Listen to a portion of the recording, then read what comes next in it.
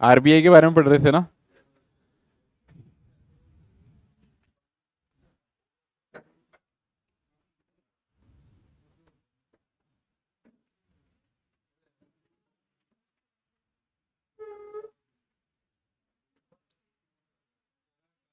मैंने लगा था। जल्दी बैठो।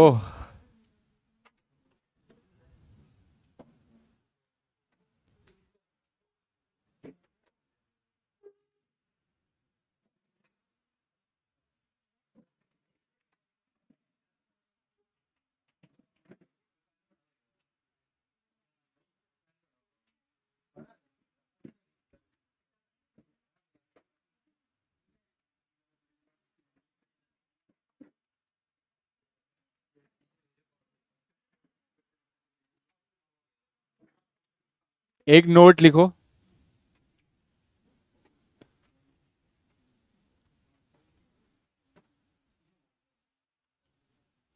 लिखो RBI issues currency. RBI issues currency on the basis of minimum reserve system. RBI issues currency on the basis of minimum reserve system under which, क्या होता है सिस्टम में? Under which it keeps a minimum banking of, it keeps a, नहीं लिखा है ये। अच्छा, it keeps a minimum banking of 200 crore rupees. Minimum banking of 200 crore rupees, out of which, out of which 115 crore, हाँ हाँ banking, out of which 115 crore should be in gold and 85 crore, should be in gold and 85 crore should be in foreign securities, foreign securities. ठीक है? तो RBI जो currency issue करती है उसको इस सिस्टम के ऊपर ही करेंसी इशू करनी है, मतलब 200 करोड़ का रिजर्व अपने पास होना चाहिए। ठीक है? 200 करोड़ में 115 करोड़ का हमारे पास क्या होना चाहिए? गोल्ड होना चाहिए, और 85 करोड़ की गवर्नमेंट के पास सिक्योरिटीज होनी चाहिए, फॉरेन वाली, इंडिया वाली नहीं, फॉरेन वाली सिक्योरिटीज होनी चाहिए। समझ रहे हो? फॉरेन सिक्योरिटीज मतलब बॉन्ड्स। ठीक है? पर फॉरेन वाले, जो फॉरेन से लियो हमने। हाँ, फॉरेक्स तो नहीं। फॉरेक्स क्या है? फॉरेक्स तो आपके पास डॉलर की फॉर्म में जो पैसे हैं उसको फॉरेक्स बोलोगे। ये बॉन्ड्स को भी फॉरेक्स में बड़ी सारी चीजें आती हैं। ठीक है? तो इसमें हम सिर्फ गवर्नमेंट सिक्योरिटीज की बात कर रहे हैं, जो फॉरेन गवर्नमेंट सिक्योरिटीज बॉन्ड्स की फॉर्म में हमारे पास पैसा पड़ा है, वो हमारे पास 85 करोड़ होना चाहिए, और 115 करोड़ गोल्ड हमारे पास होना चाहिए। ठीक है? उस बेसिस पे हम क्या करेंगे, यहाँ पे करेंसी इशू करेंगे। ठीक है? एक और पॉइंट लिखो। RBI is the controller of credit, RBI is the controller of credit created by commercial banks. Credit मैंने आपको बोला था कौन क्रिएट करता है इंडिया में? बैंक्स। पर इसको कंट्रोल कौन करता है? RBI. RBI is the controller of credit created by commercial banks in the country. और ये क्रेडिट को कंट्रोल करने के लिए, क्रेडिट मतलब जो पैसा दिया जा रहा है मार्केट में, ठीक है, क्रेडिट को कंट्रोल करने के लिए आरबीआई दो टाइप के मेथड्स को यूज करता है। कौन कौन से? एक तो क्वालिटेटिव मेथड्स और दूसरे क्वांटिटेटिव मेथड्स। ठीक है? तो क्वांटिटेटिव मेथड्स में क्या किया जाता है? रेट्स को ऊपर नीचे किया जाता है। ठीक है? जो इंटरेस्ट रेट्स हैं उनको ऊपर नीचे किया जाता है। और क्वालिटेटिव मेथड्स में क्या किया जाता है? बैंक्स को समझाया जाता है कि भाई आप ऐसे ऐसे काम करो। ठीक है? समझे? तो कहां तक लिखा? In the country, for controlling it, for controlling it RBI uses two methods,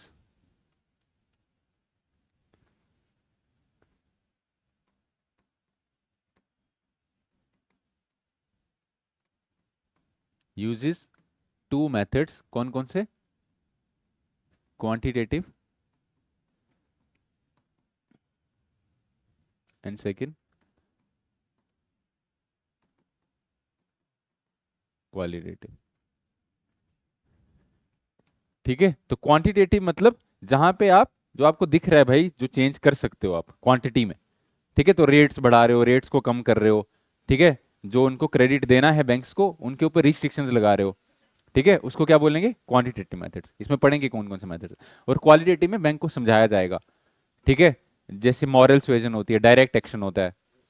ठीक है, तो ये सब चीजें क्वालिटेटिव में किए जाएंगे। तो फर्स्ट क्वांटिटेटिव में मेथड्स लिखो कौन कौन से। क्वांटिटेटिव में कौन कौन से मेथड्स आएंगे आपके? हम्म सबसे पहले बैंक रेट, उसके बाद CRR, SLR। ठीक है, रेपो एंड रिवर्स रेपो। ठीक है, ये सब आएंगे किसमें? और मार्जिनल स्टैंडिंग फैसिलिटी, MSF।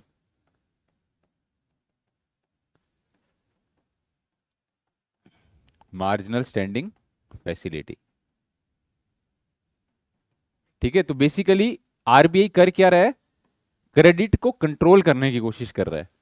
ठीक है, जो पैसा दिया जा रहा है मार्केट में, वो किस रेट पे दिया जाएगा, कितना दिया जाएगा, उसको कंट्रोल करने की कोशिश कर रहा है RBI। क्यों कर रहा है? मैंने आपको बताया था क्यों करता है। ठीक है, इन्फ्लेशन और ग्रोथ को चेक करने के लिए। ये दो चीजें हैं उसका काम में। ठीक है, तो इसके लिए ये मेथड्स का वो यूज करता है। तो ये सब पढ़ेंगे कि हर एक मेथड में किया क्या जाता है। फर्स्ट लिखो बैंक रेट।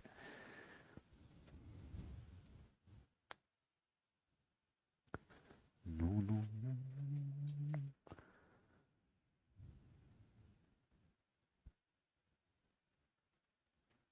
Bank rate.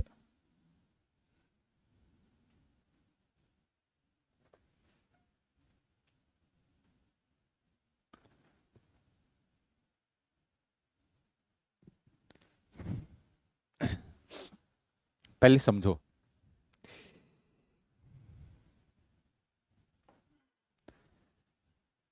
ये है आपकी सरकार,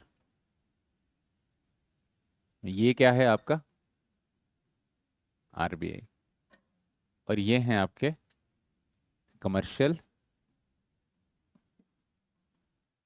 बैंक्स।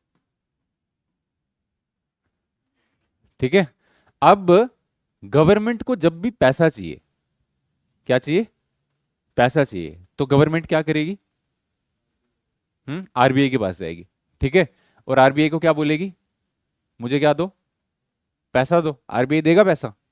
दे देगा पैसा। तो RBI क्या देगा इसको?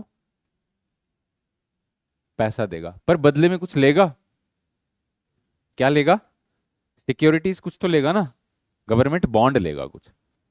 ठीक है, कि भाई मैं आपको ये पैसा दे रहा हूं, कितने इंटरेस्ट पे दे रहा हूं, मेरे को क्या बेनिफिट इससे हो रहा है। तो वो क्या लेगा RBI गवर्नमेंट से? सिक्योरिटीज लेगा, है ना, जिनको हम क्या बोलते हैं? हाँ, आप इनको गवर्नमेंट बॉन्ड्स बोलते हो, या फिर गिल्ट एज्ड सिक्योरिटीज भी आप इनको बोलते हो।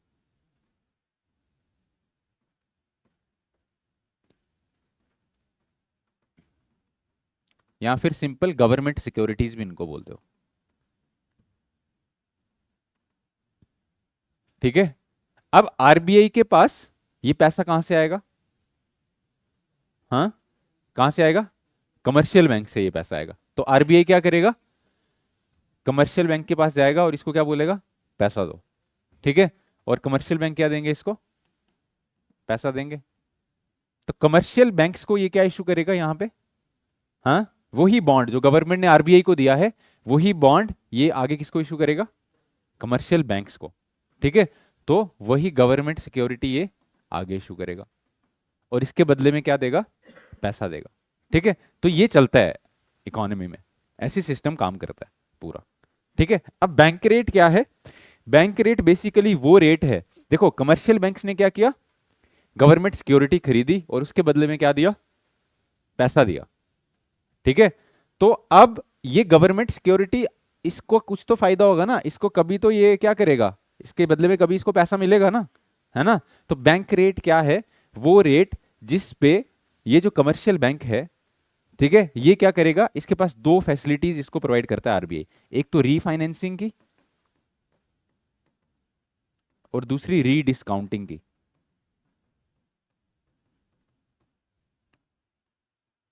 ये आपको समझना है कि रीफाइनेंसिंग क्या है और री डिस्काउंटिंग क्या है, ठीक है। अब मान लो इसने गवर्नमेंट सिक्योरिटीज खरीद ली हैं और पैसा दे दिया आरबीआई को, पर बीच में कमर्शियल बैंक को पैसे की जरूरत पड़ी। क्या पड़ी, पैसे की जरूरत। तो अब हमने पढ़ा है कि आरबीआई क्या है, लेंडर ऑफ लास्ट रिजॉर्ट है, ठीक है। तो ये आरबीआई के पास जाएगा कि भाई मुझे पैसा दो, ठीक है, समझ रहे हो। अब कमर्शियल बैंक गया आरबीआई के पास कि मुझे पैसा दो। अब आरबीआई बोलेगा हाँ ठीक है मैं तेरे को पैसा दे देता हूं, पर मैं तेरे को पैसा कोई किसी रेट पे दूंगा, इंटरेस्ट रेट पे दूंगा, ठीक है। और उसके बदले में तू क्या कर, मेरे को जो गवर्नमेंट सिक्योरिटी मैंने तेरे को दी थी उसको रीफाइनेंस कर। दो ऑप्शंस देता है इसको, एक तो या तो रीफाइनेंस का ऑप्शन या फिर री डिस्काउंटिंग का ऑप्शन, ठीक है। रीफाइनेंसिंग में क्या है कि जो ये गवर्नमेंट सिक्योरिटी है ये वापिस से गवर्नमेंट सिक्योरिटी किसको देगा, आरबीआई को, ठीक है। और इसके बदले में क्या लेगा, पैसा लेगा, ठीक है। और जितने इंटरेस्ट रेट पे अब आरबीआई इसको पैसा देगा, वो इंटरेस्ट रेट क्या होगा, जो पहले इसको इंटरेस्ट रेट मिला था उससे कम या ज्यादा, ज्यादा। पहले नॉर्मल में क्या हुआ था, आरबीआई ने इससे पैसा लिया था और इसको एक बॉन्ड दिया था कि भाई इतने इंटरेस्ट पे हम तेरे से पैसा ले रहे हैं। अब ये बैंक वापस से गया आरबीआई के पास कि मुझे फिर से पैसा चाहिए, ठीक है। तो आरबीआई बोलेगा मैं दे देता हूं, जो मैंने तेरे को वो बॉन्ड दिया था वो वापस दे मेरे को, ठीक है। उसी पे मैं तेरे को रीफाइनेंसिंग, जैसे आप एफडी के अगेंस्ट लोन लेते हो ना, लिए कभी एफडी के अगेंस्ट लोन, आपने एफडी करवाई बैंक में, आपने पैसा दिया बैंक में, बैंक आपको एक पेपर देगा फिक्स डिपॉजिट का, है ना, बॉन्ड देगा आपको कि आपका इतना पैसा हमारे पास है। अब आपको बीच में पैसे की जरूरत पड़ गई, तो आप क्या करोगे, आप बैंक में जाओगे, उसी एफडी को, अपने बॉन्ड पेपर को लेके जाओगे और बोलोगे कि हमें इसी के अपने ही पैसे पे आपको क्या मिल रहा है, लोन मिल रहा है। उस पे बैंक आपसे इंटरेस्ट लेता है, ठीक है। क्या लेता है, इंटरेस्ट लेता है। और वो इंटरेस्ट जितना आपका एफडी का इंटरेस्ट है उससे क्या होता है, ज्यादा होता है, ठीक है। तो सेम चीज यहां पे हो रही है कि जो ये आरबीआई है इसने पहले क्या किया, पैसा लिया बैंक से और उसको गवर्नमेंट बॉन्ड दिया, और बाद में जब बैंक को पैसे की जरूरत पड़ी वही बॉन्ड उसने वापस आरबीआई को दिया और सर्टेन इंटरेस्ट रेट पे उसको पैसा मिला, अपना ही पैसा मिला है इसको वापस, पर कुछ इंटरेस्ट रेट पे मिला है। उस इंटरेस्ट रेट को हम क्या बोलते हैं, बैंक रेट। समझ में आया, समझ में आया। कौन, हाँ हाँ, हाँ हाँ, ठीक है, ठीक है, समझ गए। फिर बाद में आरबीआई के पास क्या, पैसा भी तो चाहिए। अगर गवर्नमेंट सिक्योरिटीज नहीं होगी तो आरबीआई से पैसा कैसे लोगे नीड के टाइम पे। तो आपके पास सिक्योरिटीज होनी चाहिए बैंक के पास, तभी पैसा मिलेगा आरबीआई से बाद में, ठीक है। अब ये समझ में आ गया, इसको क्या बोलते हैं हम, इसी चीज को क्या बोला जाता है, री फाइनेंस। ये बात ध्यान से समझ लेना, बाद में समझ नहीं आएगा। अंकुश समझ में आ रहा है, ठीक है। ये वो रेट नहीं है जिसके ऊपर पहले इसको पैसा मिला था, ये वो रेट है जिसके ऊपर दोबारा इसने सिक्योरिटीज बैंक में रखी और इसको वापस से पैसा मिला। रीफाइनेंसिंग वाला रेट है ये, इसको हम बैंक रेट बोलते हैं। दूसरा ऑप्शन इसके पास क्या है, रीडिस्काउंटिंग का। दूसरा क्या है, रीडिस्काउंटिंग का। रीडिस्काउंटिंग में क्या है कि जैसे मान लो इसने गवर्नमेंट सिक्योरिटी ली है, इसका टेन्योर है 2 साल। क्या टेन्योर है, कुछ तो टेन्योर होगा ना इसका, कि इतने साल के लिए आपको ये सिक्योरिटी हम दे रहे हैं। तो इसका टेन्योर था 2 साल, पर ये बोल रहा है कि भाई मेरे को ना 1 साल में ही आप इसका जितना बनता है मेरा दे दो पैसा, ठीक है। मतलब ये टाइम पीरियड से पहले ही क्या कर रहा है, क्या कर रहा है, अपनी जैसे आपने एफडी करवाई 5 साल के लिए, अब आप 2 साल के बाद बैंक में जा रहे हो और बोल रहे हो कि मुझे पैसा चाहिए मेरा वापस 2 साल में ही, मैं तुड़वा रहा हूं अपनी एफडी, ठीक है। तो ये एक हिसाब से जो इसने ये गवर्नमेंट सिक्योरिटी से इसको तुड़वा रहा है टाइम पीरियड से पहले। उसमें भी किसका घाटा है, कमर्शियल बैंक का ही घाटा है वो, ठीक है। तो जितना इंटरेस्ट रेट इसको मिलना चाहिए था उतना नहीं मिलेगा, और उसको क्या बोला जाता है, री डिस्काउंटिंग। तो दो तरीके से कमर्शियल बैंक जो है वो क्या करता है, पैसे जो है वो आरबीआई से ले सकता है, या तो रीफाइनेंसिंग करके गवर्नमेंट सिक्योरिटीज पे, या फिर जितना फुल टाइम पीरियड है उस गवर्नमेंट सिक्योरिटी का उसको पहले ही क्या कर दे, प्री मैच्योर टाइम में ही उसको डिस्काउंट करवा ले, उसको क्या बोलते हैं हम, री डिस्काउंटिंग। तो जो पैसा वो ले रहा है रीफाइनेंसिंग करके, उस रेट को हम क्या बोलते हैं, जिस इंटरेस्ट रेट पे उसको वो पैसा मिल रहा है उसको क्या बोलते हैं, बैंक रेट बोलते हैं। समझ में आ गया? समझ में आया? किसी को नहीं आया हो तो अभी पूछ लो। रीडिस्काउंटिंग का मतलब है कि जैसे जो गवर्नमेंट सिक्योरिटी इसने आरबीआई से ली थी पहले, उसका एक टाइम पीरियड होगा फिक्स। जैसे 5 साल के लिए इसने गवर्नमेंट सिक्योरिटी ले ली, 5 साल के लिए पैसा फिक्स कर दिया आरबीआई में अपना। पर अब 2 साल के बाद इसको पैसे की जरूरत पड़ गई, तो ये आरबीआई के पास गया और इसने बोला कि मैं रीफाइनेंसिंग नहीं करना चाहता। रीफाइनेंसिंग में क्या होगा, इंटरेस्ट रेट के ऊपर पैसा लोन लेगा। ये बोल रहा है मैं रीफाइनेंसिंग नहीं करना चाहता, मेरे को आप मेरा पैसा वापिस ही दे दो पूरा, ये गवर्नमेंट सिक्योरिटी में आपको वापिस कर रहा हूं, तुड़वा रहा हूं। तो आरबीआई फिर उस हिसाब से उसको रीडिस्काउंटिंग करके दोबारा से उसके लिए चेक करेगा कि इसका कितना पैसा बनता है, उस हिसाब से उसको पैसा वापस दे देगा। उस फैसिलिटी को रीडिस्काउंटिंग बोला जाता है। जैसे आप एफडी अपनी टाइम से पहले तुड़वा रहे हो, ये वैसा कुछ है। समझ में आया? आ गया? ठीक है। तो जिस रेट पे उसको पैसा मिल रहा है उसको हम क्या बोल रहे हैं, रीफाइनेंसिंग, सॉरी बैंक रेट बोल रहे हैं, जो रीफाइनेंसिंग में उसको पैसा मिल रहा है। ठीक है, समझ में आया? ये बेसिक है बिल्कुल, ये समझ जाओगे ये वाला प्रोसेस, तो आगे आपको मनी मार्केट में कहीं प्रॉब्लम नहीं आएगी। ये जो ये पूरा बनाया है यहाँ पे फ्लो चार्ट, इसको समझ लो अच्छे से। ठीक है, समझ में आया विनोद, विक्रम? आ गया ना? चलो लिखो अभी ये कहानी पहले बैंक रेट की, ये बना लेना। ठीक है, ये डायग्राम बना लो साइड पे।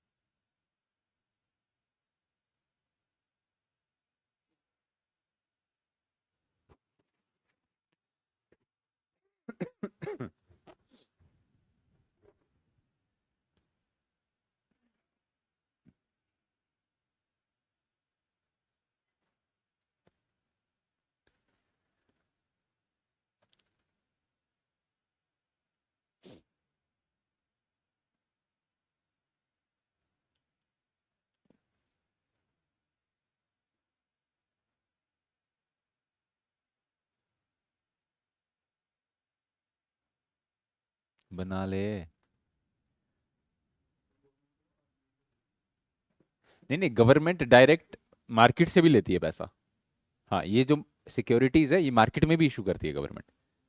हाँ, डायरेक्ट भी लेती है।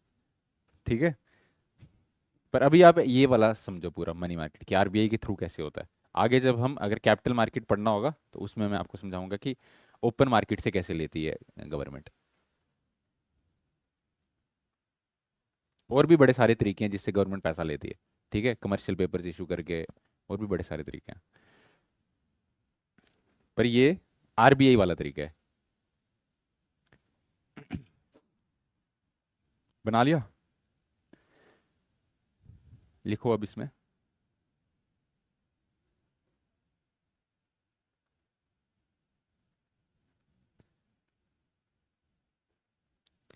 देखो, it is the rate, it is a rate of interest, it is a rate of interest at which, it is a rate of interest at which the central bank of the country,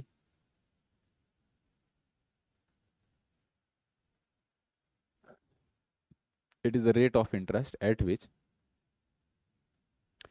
the central bank of the country provides refinancing, तो लिखा हुआ है refinancing slash rediscounting, refinancing slash rediscounting facilities to the commercial banks, facilities to the commercial banks. इनका लिख लेना bracket में क्या मतलब है रीफाइनेंसिंग का। रीफाइनेंसिंग का क्या मतलब है? हाँ, बैंक जो है वो क्या करेगा, आरबीआई को जो सिक्योरिटीज है वो क्या करेगा, गिरवी रखेगा वहां पे, और उससे क्या लेगा, लोन लेगा, उसको हम क्या बोलेंगे, रीफाइनेंसिंग। और रीडिस्काउंटिंग में क्या करेगा, अपनी जो टर्म है उससे पहले ही उसको क्या कर देगा, तोड़ देगा। ठीक है, कंप्लीटली उसको एंड कर देगा बॉन्ड को, उसको रीडिस्काउंटिंग। तो अपनी भाषा में इसको लिख लो, ताकि बाद में आप साल के बाद कॉपी खोलो तो याद आ जाएगा आपको। ले ही नहीं तो काम क्यों करे, कैसे करेगा फिर। कमर्शियल बैंक किसी और बैंक से ले, किसी और बैंक से भी ले सकता है। नहीं नहीं, किसी और बैंक से कैसे लोन ले। हाँ तो वो नॉर्मल ऐसे लोन लेगा, जैसे नॉर्मल लोन लेते हैं। अच्छा, तो किसी से लोन लेगा उधर क्या फायदा है, उधर तो और ज्यादा इंटरेस्ट रेट होगा। कमर्शियल बैंक्स जो अपने इंटरेस्ट रेट चार्ज करते हैं वो उस हिसाब से देंगे उधर, तो इधर तो फिर थोड़ा फायदा होता है, आरबीआई इतना इंटरेस्ट लेता नहीं है, तभी आरबीआई से लेते हैं। आरबीआई इनसे मिनिमम इंटरेस्ट रेट्स लेता है, समझ रहे हो। कमर्शियल बैंक्स तो जैसे आपको लोन देते हैं वैसे देंगे बैंक्स को फिर, 10% पे, 11% पे। इधर इनको मिलेगा चार, बैंक रेट अभी कितना है, कितना है, 7.5 है। हाँ इतना ही होगा। मुझे देखने तो कितना है। ये जो नॉर्मल बाहर मार्केट में रेट होता है उससे कम होता है ये रेट काफी, ठीक है।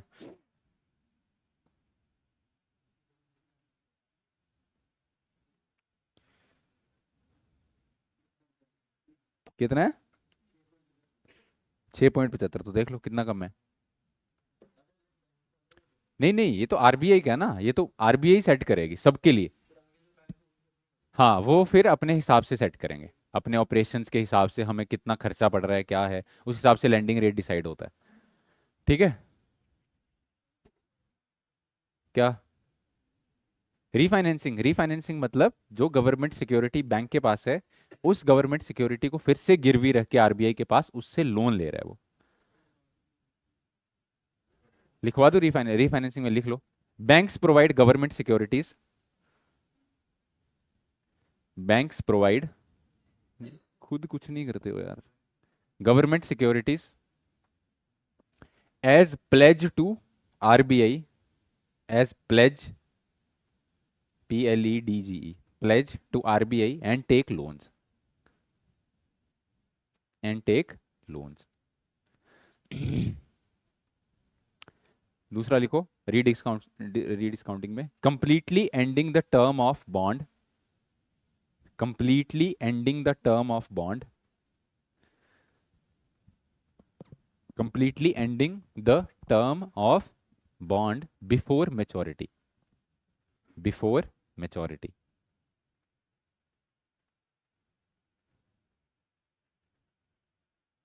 बिफोर मेच्योरिटी, ठीक है, समझ में आ गया।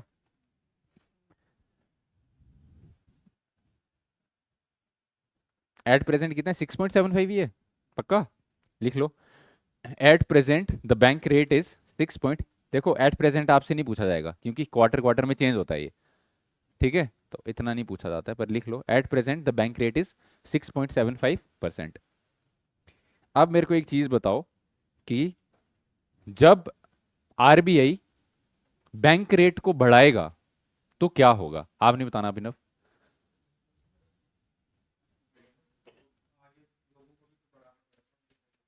फिर क्या होगा, पैसा कम होगा।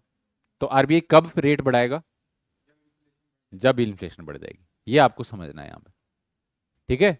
तो बैंक रेट कब बढ़ाया जाएगा, जब आरबीआई चाहता है कि कम पैसा इनके पास हो, क्योंकि बैंक रेट अगर बढ़ा दिया तो ज्यादा इंटरेस्ट पे बैंक्स को पैसा मिल रहा है, वो आगे जो पैसा देना है लोगों को वो भी ज्यादा इंटरेस्ट पे देंगे, फिर ये बैंक रेट से ही आपका जो आगे, जो बैंक आगे इंटरेस्ट पे देगा वो भी इसी से वो होगा, अलाइन होगा, ठीक है। तो अगर बैंक रेट बढ़ा तो जो आपको पैसा मिलेगा वो भी ज्यादा इंटरेस्ट पे मिलेगा, ठीक है ना, और फिर आप लोग भी कम पैसा जो है वो बैंक से लोगे, ठीक है। तो मार्केट में क्या होगा, इकोनॉमी में क्या होगा, पैसा, लिक्विडिटी कम हो जाएगी, ठीक है। तो जब आरबीआई को टाइट मॉनेटरी पॉलिसी अपनानी होगी, टाइट मॉनेटरी पॉलिसी का क्या मतलब होता है कि कम पैसा रखना है मार्केट में, लिक्विडिटी को कम करना है, लिक्विडिटी मतलब पैसे का फ्लो, उसको कम करना है, तो क्या करेगी आरबीआई, बैंक रेट को बढ़ा देगी। और जब इकोनॉमी में रिसेशन चल रहा होगा, इकोनॉमी स्लो हो रही होगी, लोगों के पास पैसा नहीं है, जॉब्स नहीं है, उस टाइम पे क्या करेगा बैंक, आरबीआई बैंक रेट को घटा देगा। जैसे कोविड के टाइम पे ये बैंक रेट कितना आ गया था, 4 के आसपास कर दिया था। क्यों? लोगों के पास कुछ पैसा नहीं है, काम नहीं है, कुछ नहीं हो पा रहा, इकॉनमी बिल्कुल स्लो हो गई है, तो बैंक रेट कम कर दिया ताकि लोगों को इजीली पैसा मिले। समझ में आया? ठीक है, इसमें लिखो this rate has been aligned to, this rate has been aligned to marginal standing facility, marginal standing facility ये लिखा है यहां पे। This rate has been aligned to marginal standing facility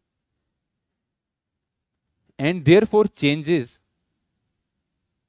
and therefore marginal standing facility पढ़ेंगे आगे क्या होता है। अभी आप ये लिखो कि ये रेट जो है ये मार्जिनल स्टैंडिंग फैसिलिटी के साथ अलाइन किया हुआ है, तो जैसे ही मार्जिनल स्टैंडिंग फैसिलिटी को हम चेंज करेंगे तो बैंक रेट भी आपका अपने आप चेंज होगा। अभी पढ़ेंगे आगे मार्जिनल स्टैंडिंग फैसिलिटी होती है। This rate has been aligned to marginal standing facility and therefore changes automatically, and therefore changes automatically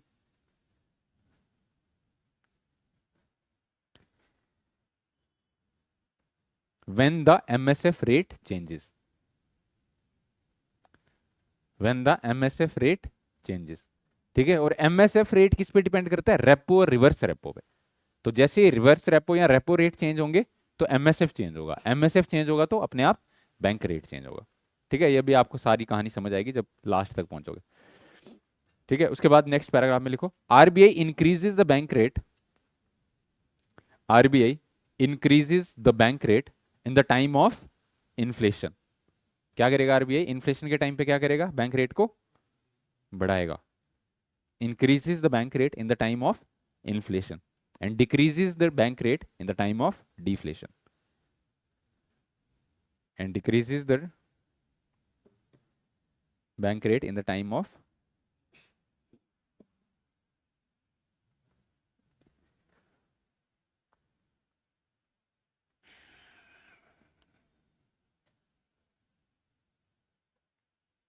ठीक है। नेक्स्ट हेडिंग लिखो cash decreases in the time of deflation. Next लिखो CRR, cash reserve ratio, cash reserve ratio.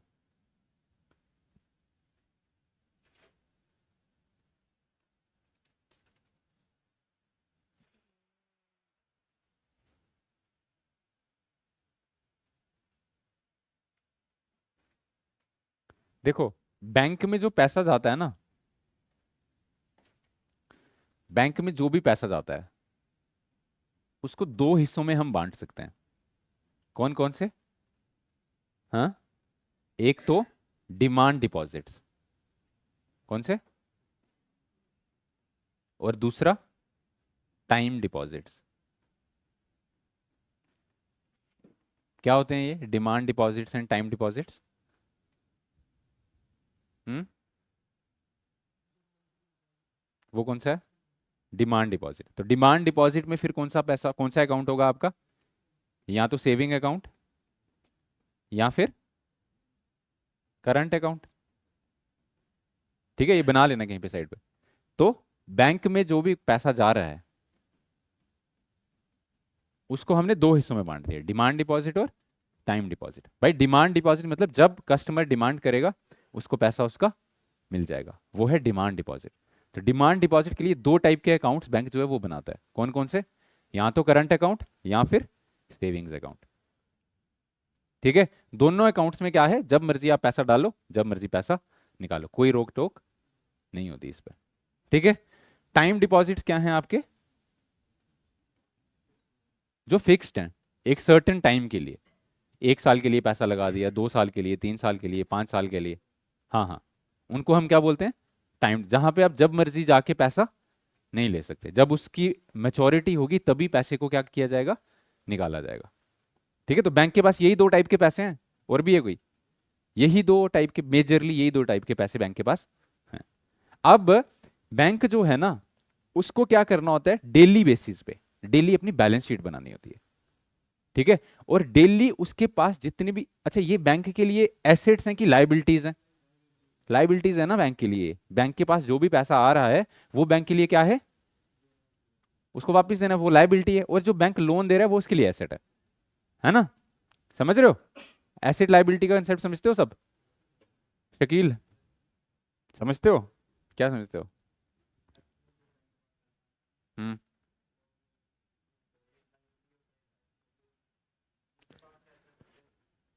Liability मतलब आपको उसको repay नहीं कर, आपको उसको रीपे करना है ना?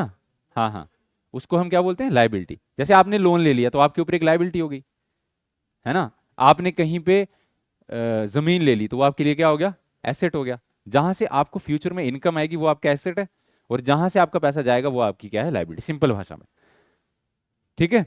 तो अब बैंक को क्या करना होता है, डेली बेसिस पे जितने भी ये टाइम और डिमांड डिपॉजिट्स हैं इनकी एक स्टेटमेंट बनानी होती है कि हमारे पास कितनी लाइबिलिटी है टोटल।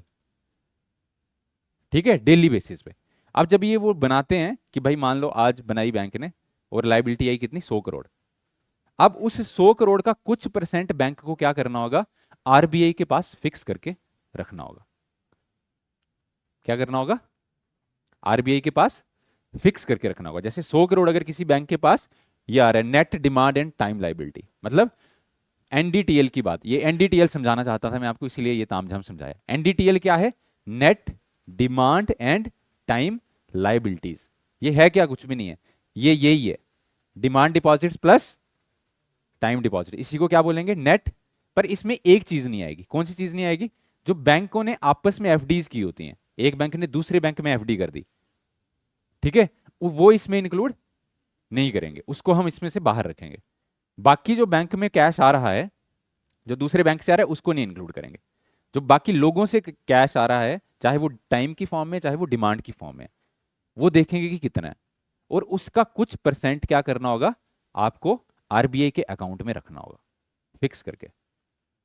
ठीक है, समझ रहे हो? और जितना आपको ये अमाउंट रखना है उसी को हम क्या बोलते हैं, कैश रिजर्व रेशो।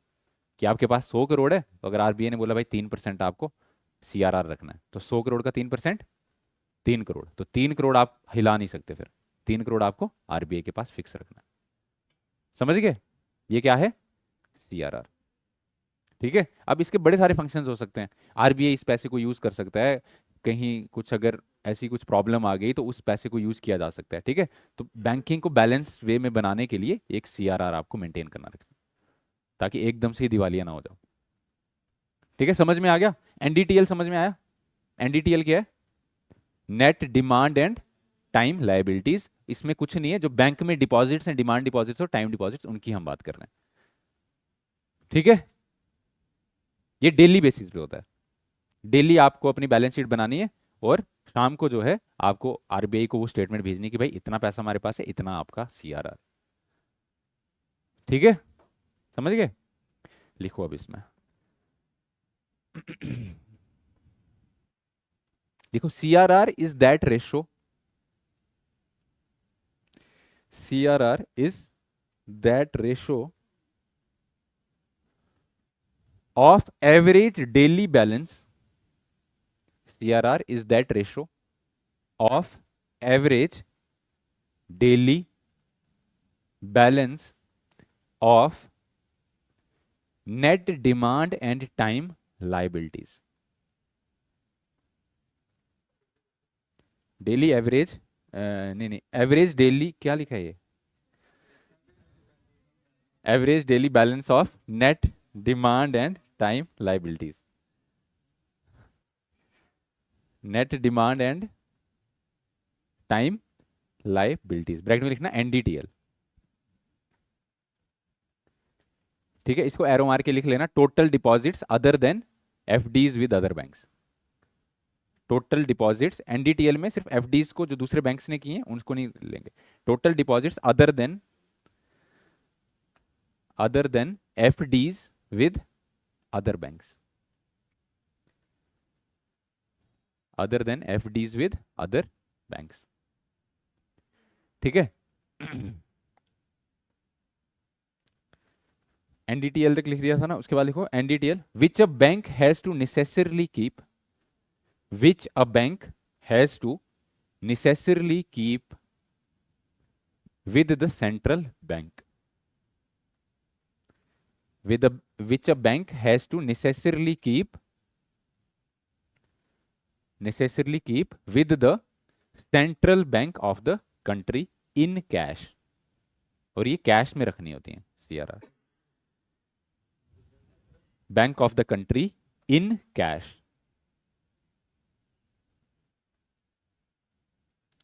अभी कितने सीआरआर?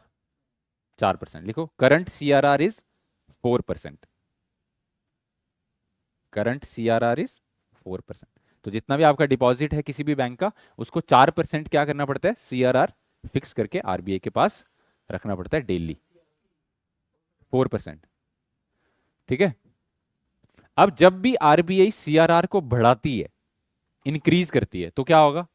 सीआरआर बढ़ गया तो बैंक को ज्यादा पैसा किसके पास रखना पड़ेगा? आरबीआई तो अपने पास जो खर्चने के लिए, यही पैसे को लोन भी देता है वो बैंक, है ना। तो जब ज्यादा पैसा आरबीआई के पास रखना पड़ेगा तो लोन देने के लिए जो पैसा है वो क्या हो जाएगा? कम हो जाएगा। ठीक है, हाँ, इन्फ्लेशन कंट्रोल। तो जैसे जब जब भी आरबीआई सीआरआर को बढ़ाता है तो उसको हम बोलते हैं टाइट मॉनेटरी पॉलिसी। ठीक है, और जब भी आरबीआई इसको डिक्रीज करता है तो उसको क्या बोलते हैं? Liberal monetary policy. ठीक है, तो लिखो when RBI increases CRR, when RBI increases CRR, it is called as tight monetary policy. When RBI increases CRR, it is known as tight monetary policy.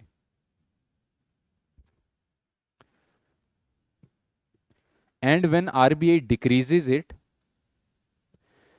and when RBI decreases it, it is known as liberal monetary policy.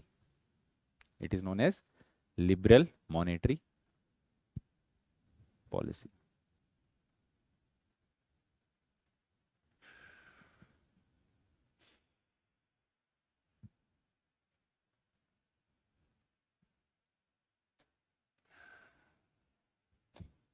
ठीक है, समझ में आ गया CRR. Next लिखो SLR. SLR क्या होता है? Statutory liquidity ratio.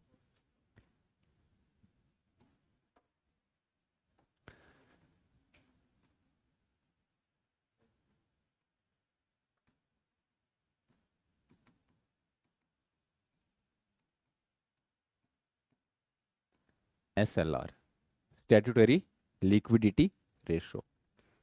ये क्या है? ये कुछ नहीं है, जो एनडीटीएल हमने पढ़ा पीछे, उसका कितना करना है? 4% इनको फिक्स करना है। किसके साथ? आरबीआई के साथ। उसको क्या बोला हमने? सीआरआर। उसी एनडीटीएल का कुछ परसेंट अब बैंक को अपने पास रखना है, आरबीआई को नहीं देना है, पर अपने पास फिक्स करके रखना है, उसको खर्चना नहीं है। ठीक है, रखना अपने ही पास है पर फिक्स रखना है, उसको खर्चना नहीं है। पिछला वाला हमने क्या बोला? किसको देना है? आरबीआई को देना है। ये वाला अपने पास ही रखना है। इसको क्या बोलते हैं हम? एसएलआर। और ये ज्यादा होता है। अभी कितना प्रेजेंट एसएलआर? 18%। हाँ, 18-20 के बीच में ही ये रहता है। पहले ये 40-40% भी होता था। हाँ, जब यहाँ पे बैंकिंग रिफॉर्म्स नहीं हुए थे, एलपीजी रिफॉर्म से पहले जो है 40-40% एसएलआर होता था। ठीक है, नहीं, ये सारे रेट्स को फिक्स करेगा आरबीआई। ये सब काम कौन करेगा? मॉनेटरी पॉलिसी कमेटी, एमपीसी करेगी इसको सबको। ये रेट्स बैंक खुद नहीं डिसाइड करेंगे, आरबीआई डिसाइड करेगा। ठीक है, तो इसमें लिखो it is that ratio of NDTL, it is that ratio of NDTL which a bank has to maintain, which a bank has to maintain with itself, which a bank has to maintain with itself at any given point of time, at any given point of time, in the form of liquid assets, in the form of liquid assets, in the form of liquid assets such as, किस किस form में रख सकते हैं इसको?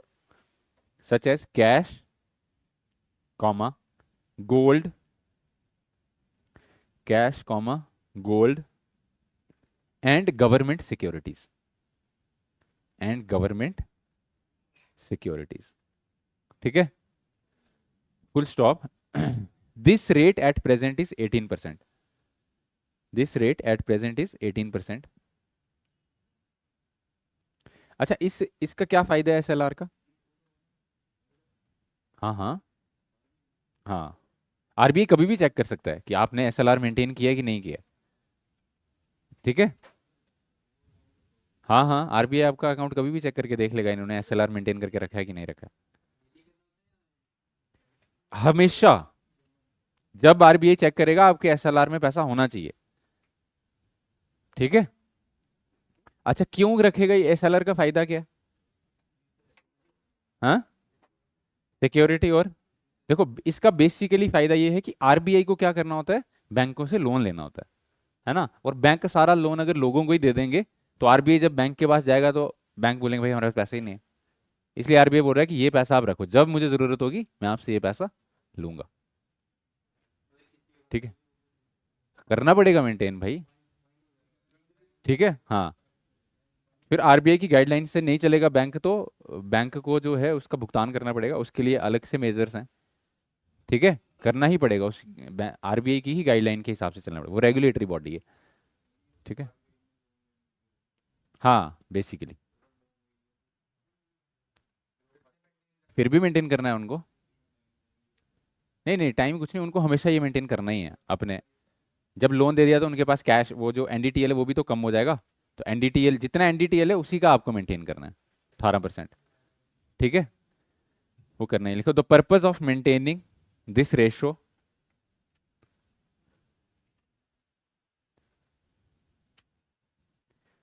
the purpose of maintaining this ratio is that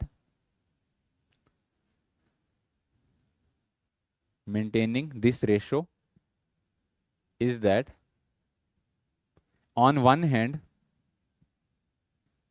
on one hand it enables, on one hand it enables the government, it enables the government to borrow from the banking system, to borrow from the banking system, and on the other, and on the other to have enough cash, and on the other to have enough cash to run their daily operations, to run their daily operations,